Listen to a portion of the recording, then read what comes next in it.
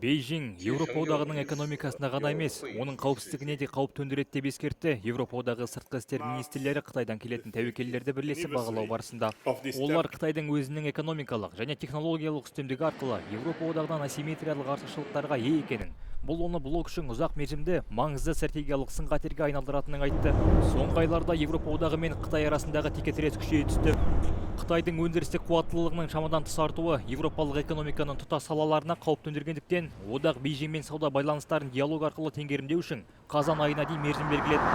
Алайда Брюссельдің өз нарығын қорғауға бағытталған әрбір соңғы қадамы блоктың қорғаныс өнеркәсібі мен жасыл технологиялары үшін өте маңызды сирек кездесетін жер элементтерінің жеткізілімін бағалап отырған Қытай тарапынан қарымта жауап қайтару қаупін тудырды. Министрлер сондай-ақ Бейжіңді Ресейдің Украинаға басқыншылығының негізгі демеушісі деп сипаттады.